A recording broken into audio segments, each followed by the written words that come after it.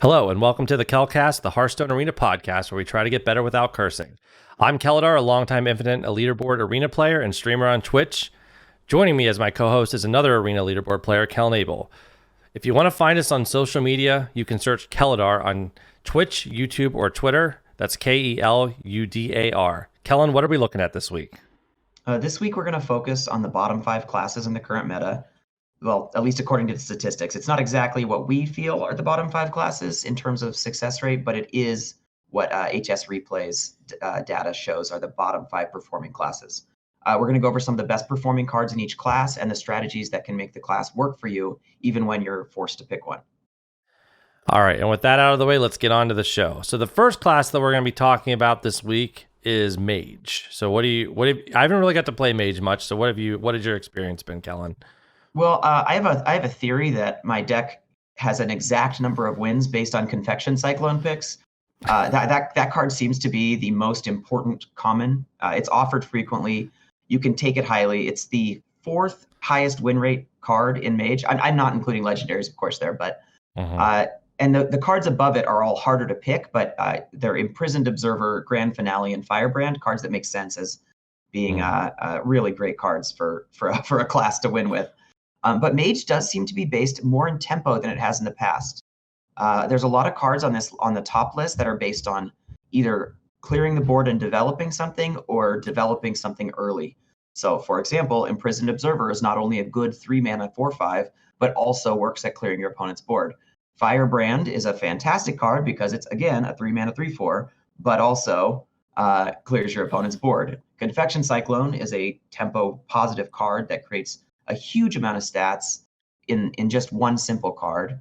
And then other cards going down the list are all very similar. Claw Machine, Firework Elemental, Derailed Coaster, Wand Maker, Wand Thief. So things that let you develop onto the battlefield while at the same time either generating card advantage or clearing your opponent's minions. Do you feel like, I was thinking about, like, while you were talking, like, with removal and stuff, like, so, like, a lot of times there's a discussion about polymorph versus fireball, and, like, whenever Mage is kind of a discussion. So I'm wondering, like, would you prioritize fireball hoping that you would get your removals through board presence like Claw Machine and Fishy, or do you still think poly is such a high hit that you would probably grab it? I think Proto Drake is still ubiquitous enough that polymorph is the better choice, but it's definitely closer than it has been, because you can just go Confection Cyclone into play your 2 tokens at a 1-drop and then just go face a couple times and finish them off with the fireball. So the versatility of the fireball is better than it has been in past formats, where things were just so much about drawing your cards and using your ping every turn and slowly generating advantage as a mage. Yeah. I have to say I'm a little surprised that they're not performing a little bit better. They're, in the terms of the win rates, they're, at least the last time I checked, they were number 6, just under Druid, and they were like in the 48 to 49% range. I think the weakness of Mage right now is that the swing turns are small, whereas other classes are capable of some ridiculous swing turns. So we experienced 2 of those today, for example. But Priest plays a similar game plan where it tries to put things on the board and then generates a lot of cards. But Priest has access to cards like Soul Mirror, where Mage has access to cards like Meteor. So Meteor is a great card at clearing the board and dealing with your opponent's threats, but it's not as good at dealing with your opponent's death rattle threats, of which there are many. Right. And it doesn't. And cards like cards that other classes have typically generate a card and do something. So while mages are good at clearing the board that's in front of them, they're not good at getting card advantage directly from that play outside of the minions that it clears on the board. I think that's why Mage has to be so tempo focused, because the only way to take advantage of clearing your opponent's board that way is through Meteor. That being said, Grand Finale being the second highest win rate card in Mage right now makes a lot of sense in that framework, because it's one of the few ways Mage has of generating a tremendous amount of value in a single turn, where other cards that it has are not able to do that same thing. Yeah, I think that they need to, when you're saying like using Meteor and stuff, they have to have a board for them to be effective. They have to have a board to push damage when they remove. And because the swings that they develop they can't really handle swinging the board back and forth 5 or 6 times. They get one big swing, but then like they have to be able to take advantage of it. And with the amount of like swings possible in the meta, they by the second or third time the game's swinging, they kind of run out of stuff. It seems like from what I've seen when I play against them and things. So ways you can take advantage of this in order to draft a mage deck that gets you to 12 or gets you at least to infinite is taking. I think focusing on cards that are going to improve your curve, and then taking the powerful removal spells as your top end. So instead of drafting a bunch of 4 and 5 drops that are like value generator, well, that's not true. Steward of Scrolls is a big exception there, but you want to make sure that all the cards you're playing early set up for you're going to try and keep those in play as long as you can. So you want your Confection Cyclone to go face twice before you're forced to use it to trade into your opponent's minions, or things like that, where maybe Frost Nova might be something you can actually consider if your deck has a lot of cheap minions. Being able to take advantage of a board that you've built through the strong early game minions that Mage has right now in Confection Cyclone, Firebrand, and Prison Observer, etc., is a good way of getting to a higher win rate. Yeah. Okay. I mean, I think that the strategy is basically like to get cards that create other cards and create value, and then try to push face. And I think we've pretty much covered the best things you can do with Mage. Do you have any other thoughts on that one, or do you want to move on to the next? No, let's keep going. Let's talk about some more classes.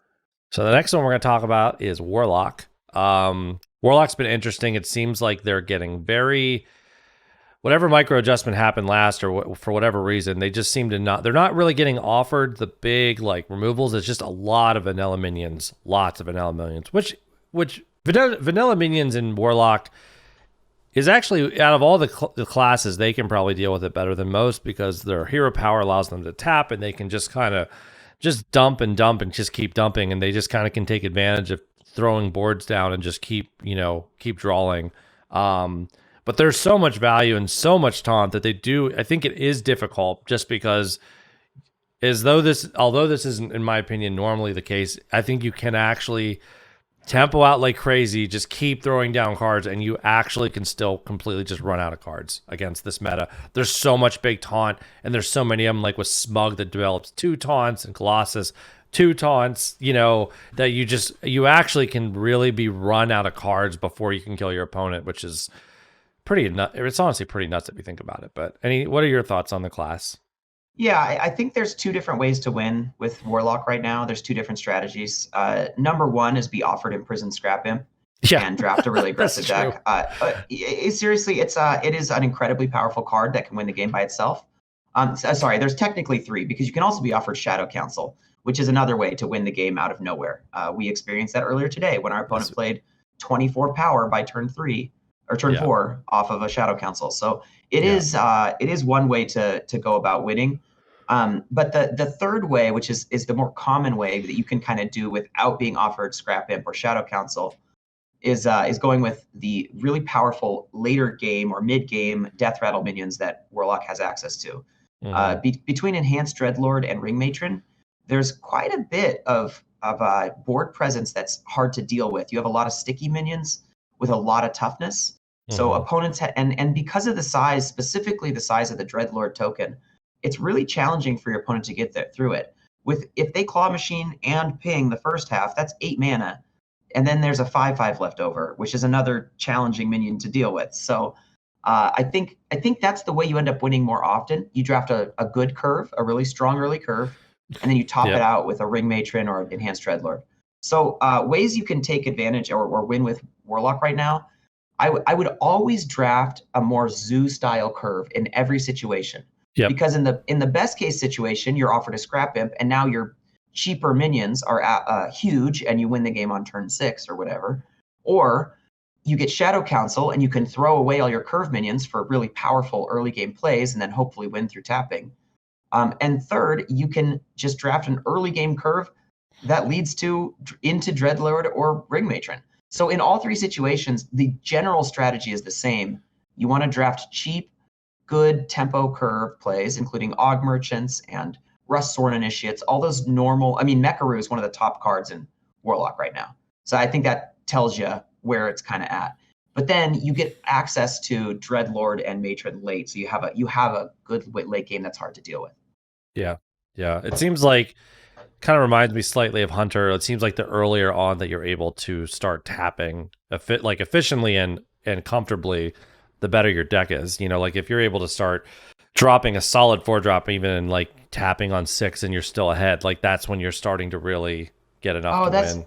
So I think that's not what you want to do right now. I would disagree with that. I think right now you want to spend all your resources on tempo plays until you have none left, and you have to tap. Well, no, I didn't mean like. I guess what I mean is I don't mean early. I guess what I'm saying is like that you can tap at some point. I guess that's I probably didn't say that the way I meant to, but yeah, I know what you're saying. Yeah. But sneaking in taps when you don't have an alternative play. No, yeah, when you don't, I guess that's kind of what that's a better way to say it. When you don't have the alternative, you know what I mean? Obviously, if you can play a 4 and 2 1s or something, that's better, because. Yeah, but spending 2 mana to tap is not as bad as it normally is. I see what you're saying, because if you spend 2 mana to tap, if you play a 4 mana 4/5 and your opponent and tap, and your opponent plays a Smug Senior, technically you're only 3 damage back on that board, and that's easy to make up with a good tempo curve. So it's not, people are playing minions like Steward of Scrolls and things like that, where their actual onboard presence is smaller than it would be on other curve turns.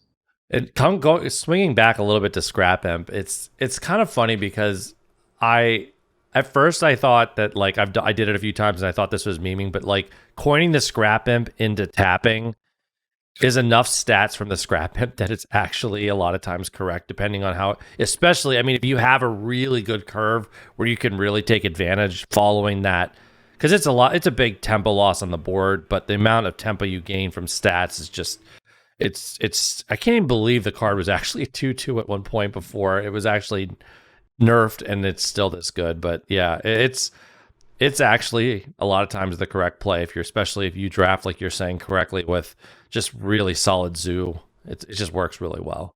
Old Scrap and Tap, yeah. Scrap and Tap. Okay, I think that pretty much covers. It's a good coverage on Warlock. Demon Hunter we both have always liked. I think we liked it before. We liked it before the mini set came out, and honestly, I feel like it stayed fairly the same through the mini set being released. Man, yeah, some of the cards they got were so good. I really like Demon Hunter. It's the one class that can really take advantage of tempo and just take like I said, a deck that you can draft that normally would be good with like Colossuses and Smugs and stuff, but you can really take advantage of the greed, on top of the fact that they have silence built into the class. I'm not going to get into a rant about why I don't think Demon Hunter should be so good at so many different things, but the fact that they does make them a good counter to the meta. So I think the good players have started to see that Demon Hunter is much. I think the win rate's showing 47%, which would normally be like a class that you would maybe want to lean away from, but it's way better in my opinion than the win rate it's showing. So what are your thoughts on it? Yeah, well, the number one card in Demon Hunter with reasonable statistics is Transfer Student, and I think that's a pretty clear direction that Transfer Student is a huge tempo play, because no matter what happens with Transfer Student, you're going to be a tempo positive turn, even if it's Reborn or Divine Shield. Those are 2 cards. Shotbot and Shielded Minibot were 2 of the best 2-drops of all time. Yep. And Transfer Student is one of those 2, or it's a tempo reservoir if it's dormant or draws you a card. It gives you a dragon. Right. So it's setting up a lot of future tempo, or it's providing tempo on the turn that you play it. So no matter what the situation, if that's your top card in the class, I think that is a pretty clear identifier. The second best card that's not Cycle of Hatred, because LOL, but is Sneaky Delinquent. So another card that is a huge tempo positive play. It gives you and Sneaky Delinquent is sneakily high tempo because you can you trade the first half, whatever, but the fact that you are given another card to fit into your curve that costs 2, even if you don't have it smooths out the rest of your turn so that you always have tempo positive plays every single turn. Amani Berserker is another highly rated. It's the 5th best card in Demon Hunter. So that's the kind of thing you're looking for. You're looking for these amazing 2-drops that take advantage of your hero power costing 1, so that you can use your early game to develop a board that's difficult for your opponent to take over, And then you have cards like Ancient Voidhound or Stilt Stepper or Command the Illidari or Cycle of Hatred if you're lucky to shore up the late game. Typically, my wins with Demon Hunter come from getting ahead early and then using card advantage late. So instead of playing big cards late, I usually get an advantage from something like an Onyx Mage Scribe or a Stilt Stepper is my favorite one in the late game, or even Acrobatics. These cards that allow you to draw a lot of cards and recoup the losses that you took early game from developing your tempo.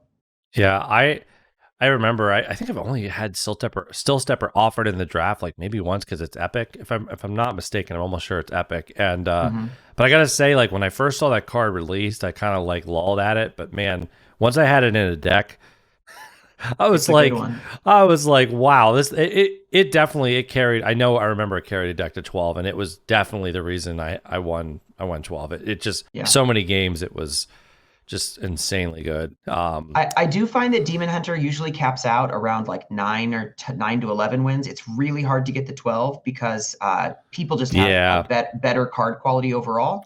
But I think you can still have the same average as classes that go 12. You're just going to have a lot of decks that go 7 to 9 to 10 or whatever. Yeah, I think that's a good point with that class. Some classes can be better than they appear and they can still get 12, but some of them are just kind of like consistent infinite, which isn't a bad thing. No, I think that's perfectly reasonable. Yeah. Yeah. And if you like if you're kind of missing, if you're playing right now and you're frustrated by the, thickness of the meta and also the value in the meta, and it just feels like all the swings, you might want to try Demon Hunter. If you're struggling and you're not having fun, I think Demon Hunter might be a good class to go to because you can play maybe the tempo style you enjoy and still have some success. So I think it's a good option for struggling players, honestly, in my opinion. So any other thoughts on it? It's just a very different play style. Getting to be that early game tempo and like weave in hero powers really easily as a solid tempo play is a really fun way to play Hearthstone. Yeah. All right, and now we're going to move on to what I think is probably actually, even though it's not statistically the worst class, I think is the worst class right now, which is Warrior. It's kind of crazy because before the micro adjustments in Dark Moon mini set, they were arguably the most consistent great class for sure. Like I was getting 10 pluses with them like wildfire, like constantly. They were just troublemakers, and the Sword Eaters, like they were hitting, and then Ganark. I mean, they just had they didn't lose any of those cards. In fact, they gained a couple good ones. They gained Super Collider. I do think though the problem with them is where a lot of other classes get to the late game and their hero power does something. The fact that theirs doesn't in this meta really hurts them because every bit of small value, whether it's a ping from your mage hero power or a heal even from priest, all of that matters, and Warriors just doesn't do anything. So all you have to rely on your cards. We always have known, obviously, that Warriors hero power was the worst, but it really shows now, I think. So yeah, another factor with Warrior and why it's not as good as it used to be, Paladin is a pretty good counter to Warrior, and Paladin is very much overperforming, and it's very hard to beat a first day at school or a Lost in the Jungle as a Warrior. You just can really not come back from that kind of tempo play on turn one. In fact, you can see that in the top win rate cards for Warrior. The 9th best card is a Firefly. So just having something to answer those early game plays is extremely important. Yeah, and on the Paladin train with that, like you're saying, they're really only real answer that's really consistent to a really complicated board state is Brawl, but the problem is that Paladin refills so quickly and so easily that it almost doesn't really do anything. It just delays losing, which is obviously not a good winning strategy. But that, needless to say, let's maybe try to talk about what we can do to try to win with them. I mean, I think, in a lot of times, I think probably the low-high curve is, and I haven't really experimented much with Warrior recently, but I don't think you're going to get there with tempo with them. I agree. Though I will say there's an argument that by playing a tempo style, you may be able to squeeze out 5 wins more so. But if you want to try to go for a potential infinite, I think you have to try to go for solid early curve and try to get some late game value. You're still going to struggle. You're still going to be facing priest. You're still going to be hitting these mind controls that are just going to devastate you. But You just, to be honest with you, it's got to be draft the best you can and just hope your matchups aren't really bad. So in on that vein, looking at here, I'm just going to read out the top cards for Warrior. There's two exceptions to the rule I'm about to say here in Sword Eater and Super Collider, but those cards are on this list because they are absolutely overpowered. Sword Eater and Super Collider are probably two of the best cards ever made for Arena. With if you take those two cards out, every card on the top list costs either 2 or less or 6+, which makes a lot of sense right now for Warrior. Troublemaker, Imprison Gunnar, Primordial Drake, Imprison Vilefiend, Bumper Car, Transfer Student, Claw Machine, Plague Protodrake, Firefly, Athletic Studies.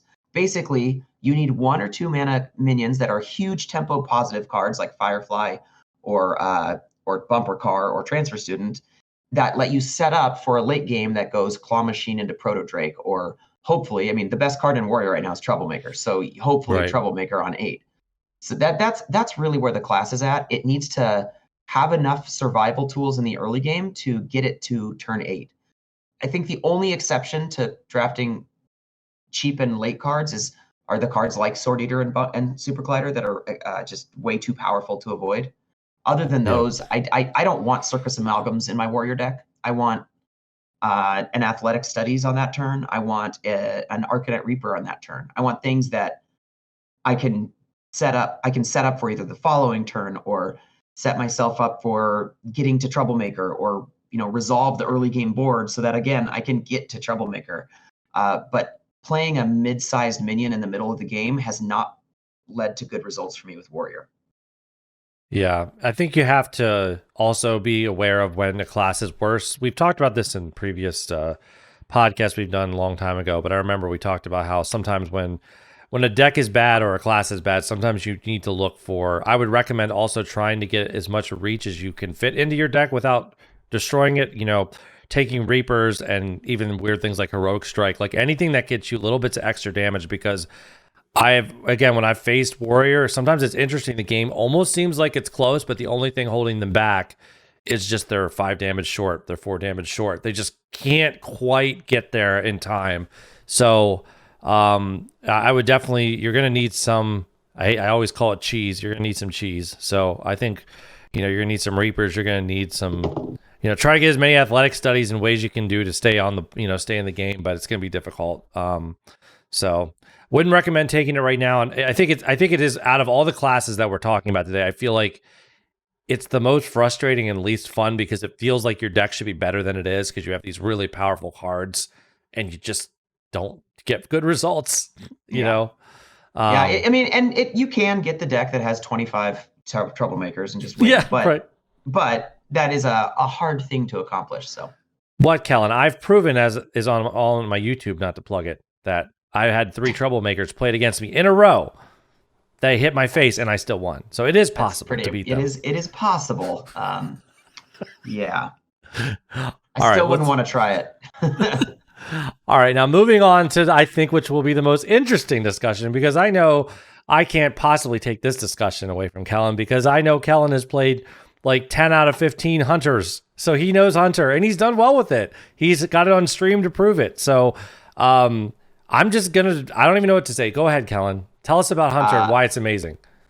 I think Hunter's really good. I'm looking at the HS replay stats right now. It is at a 42.3% win rate, which is the lowest I have ever seen a class. I don't think I've ever seen a class lower than 42.3%.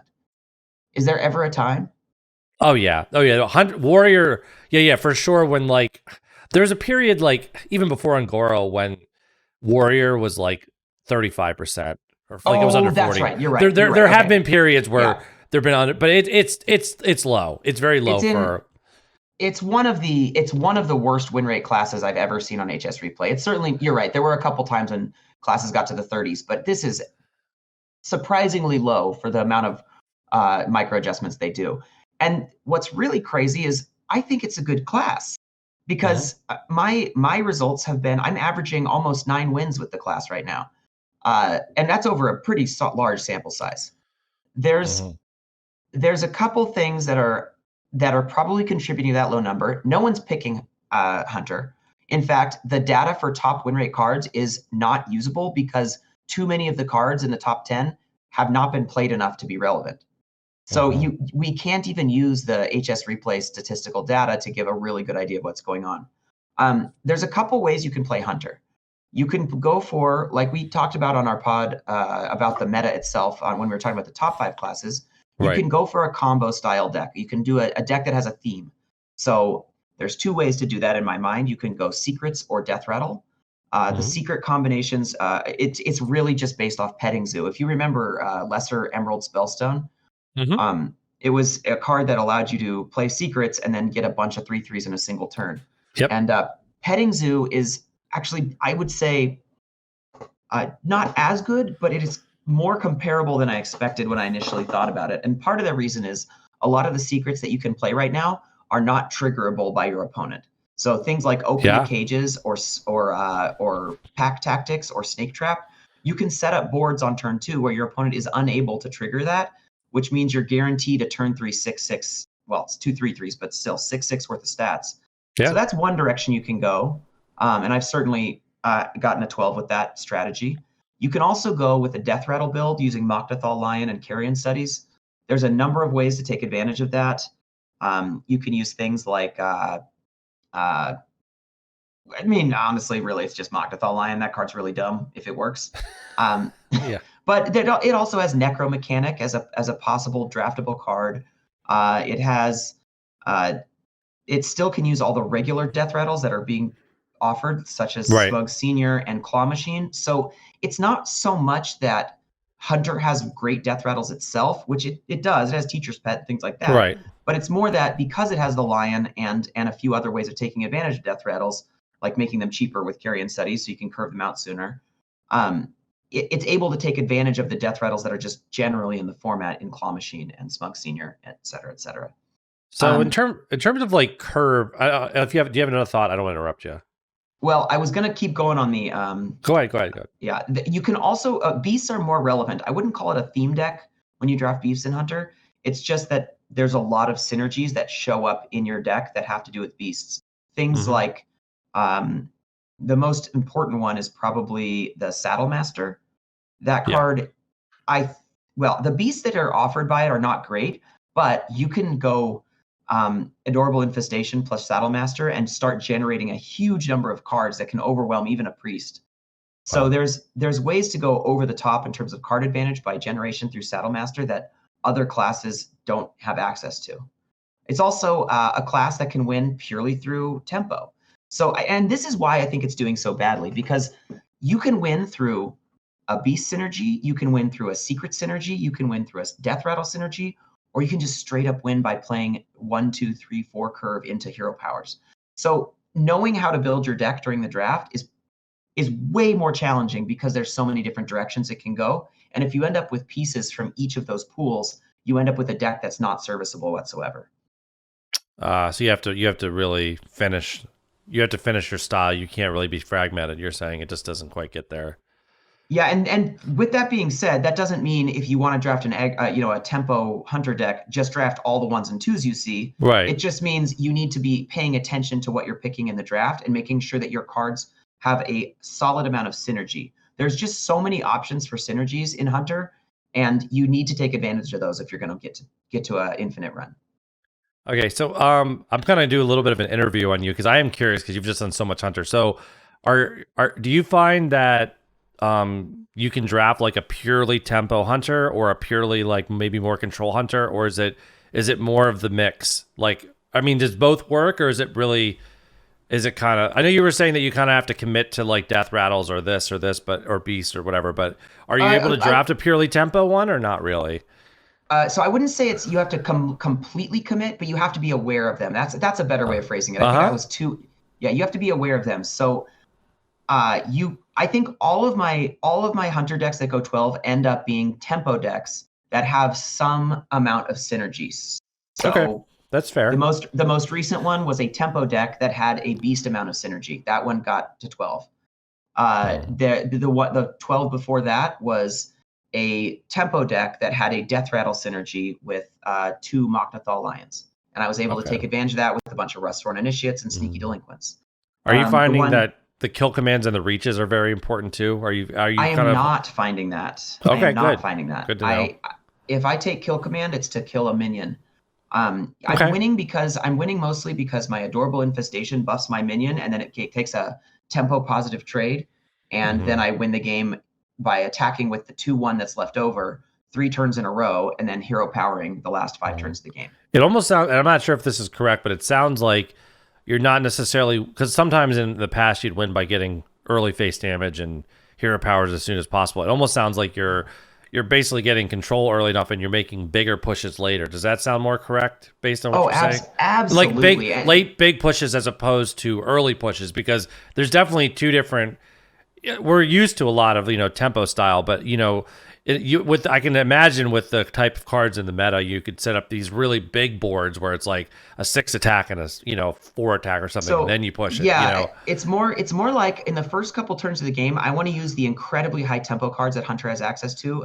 For example, I think the 2 most important ones are Dancing Cobra and Adorable Infestation. If you can take advantage of those. And so I actually end up taking cards like Wriggling Horror and Shattered Sun Cleric has been very good for me. Yeah. Because there's a lot of early game minions that you want to put in your deck anyways, in Cobra and Parade Leader, etc.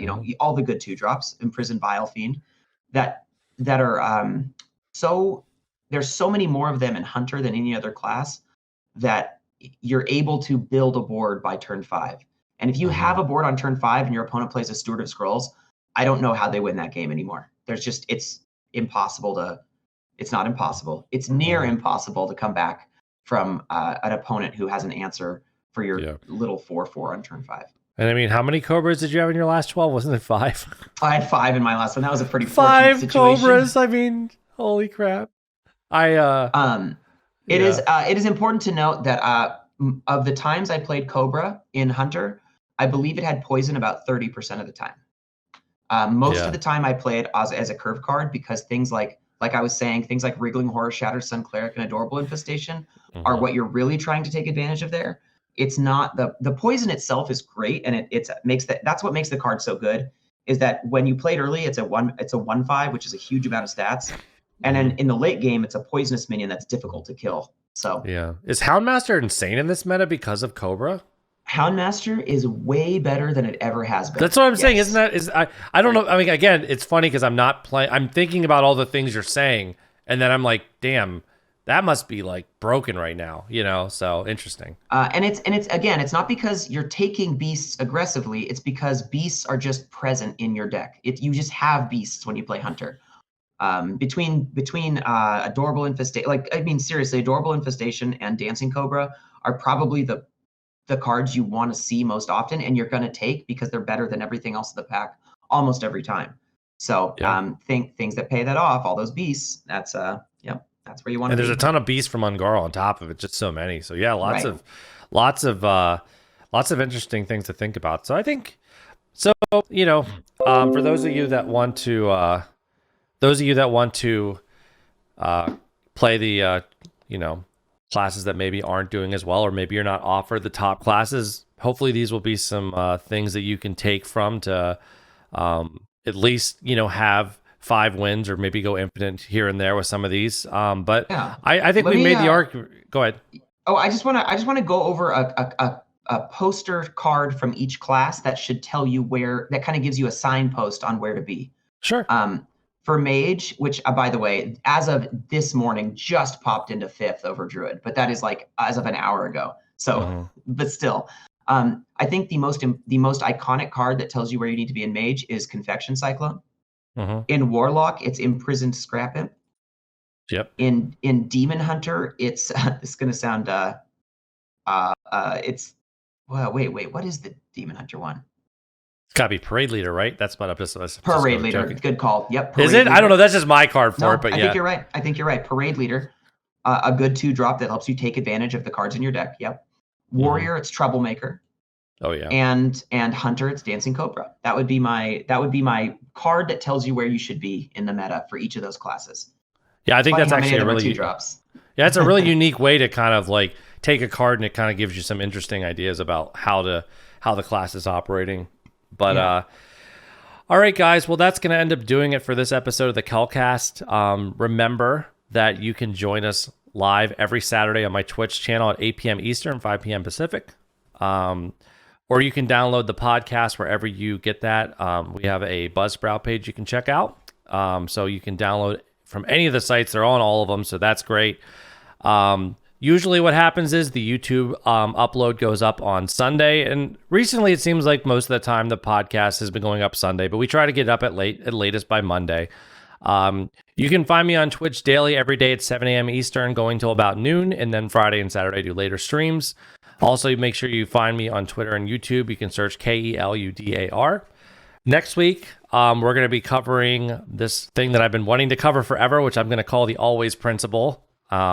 So I'm not going to tell you what that is, but we'll cover that next week. And also, I think go ahead. Oh, it's our first time doing a really in-depth strategy pod. Like we talk about the strategy of these classes here, but we're going to talk about a general strategy and a principle of Arena that we think is very important for developing into an infinite player.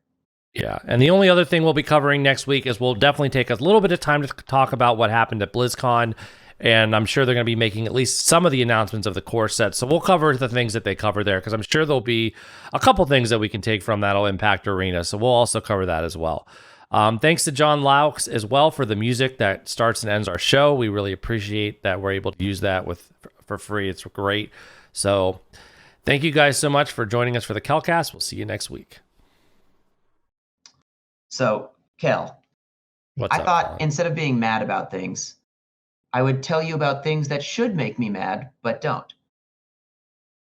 But then I don't get to use the bleep. It's true. Well, I was just going to go over some bad beat stories, because it's been this meta right now has contributed to more bad beat stories than I've ever experienced in my life. Last night, I was on the play. I played a 1-drop. My opponent coined up Trick Totem, which then cast a 1 in 250 chance spell of Totemic Reflection. And then it had a 50-50 chance of hitting the totem, which it did. So he easily won that game after that. Trick Totem into Totemic Reflection. It cast Arcane Intellect. It cast all of this ridiculous stuff. And so, what are you supposed to do? Your opponent coins up Trick Totem and gets a second one into 2/5? Like, come on. So what's a bad beat story that's happened to you? Because we have been getting showered with bad beat stories this meta. Oh, man. I don't know. There's been so many. I don't know if I can even think of one off the top of my head, to be honest. How about one that happened to us earlier when we were we had 2 happen to us today. Which one? How about the Serpent Shrine Portal getting the Felguard? That was pretty rough. Oh, yeah, that was bad. On turn 3, Serpent Shrine getting a Felguard. And this is not like normally that would be bad, but our opponent had an incredible start and then gets to go Serpent Shrine for Felguard on 3. Like, okay, great, cool. What the I'm just kidding. All right.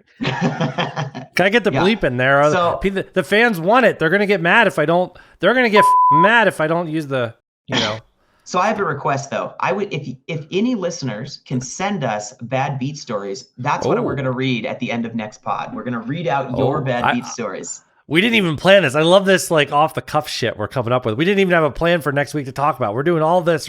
We're just coming up with it as we go. We're so good at this. Oh man. All right, guys. Well, that'll be the actual end of the podcast. We'll see you next week.